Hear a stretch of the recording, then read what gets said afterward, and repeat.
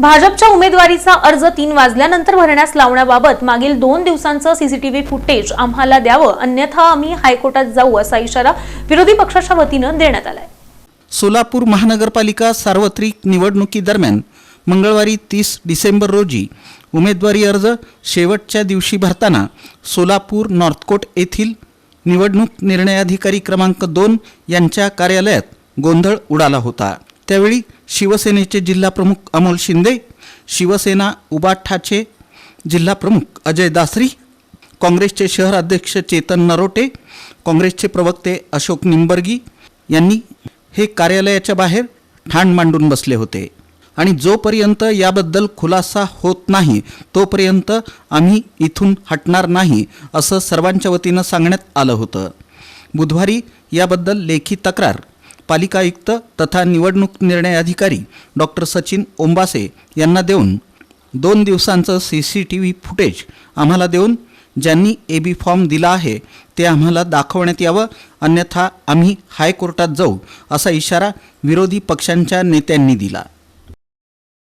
आज आम्ही महाराष्ट्र निवडणूक अधिकारी मुख्य अधिकारी यांच्याकडे निवेदन सर्व पक्षीय दाखल केलेलं आहे। त्यासाठी असीमजी सरवदे यांच्या माध्यमातून आम्ही ते पत्र जे दिलेलं आहे त्याची कॉपी देण्याकरता इथं आलो होतो।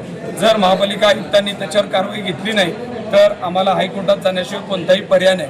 तुम्ही बघितलं असेल काल ज्या पद्धतीनं बी फॉर्म जोडण्याकरता 3:18 सुद्धा दरवाजा बंद असताना खिडकीच्या माध्यमातून आत फाईल आली आहे हे अधिकाऱ्यांनी सांगितलंय, पण त्या कागदपत्रात बी फॉर्म होते का हे मला नाही लक्षात येत। म्हणजे ही कोणती पद्धत आहे? चोरी झाली आहे, मुद्देमाल सापडलाय, पण ह्या मुद्देमाल आणि चाललाय का हे मला सांगता येत नाही। अहो चोरी झाली आहे, मुद्देमाल सापडलाय तर त्याच्यावर कारवाई झाली पाहिजे।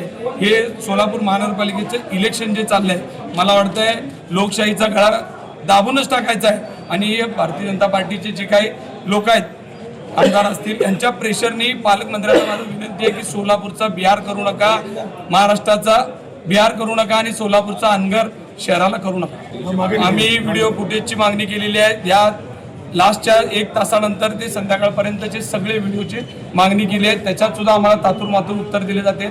आत्ता जर नामनिर्देशन पत्र मंजूर झाले सगळ्यांचे तर त्या मागणीला अर्थ तर काय राहणार आहे? सगळं दाखल करायचं आहे हायकोर्टामध्ये।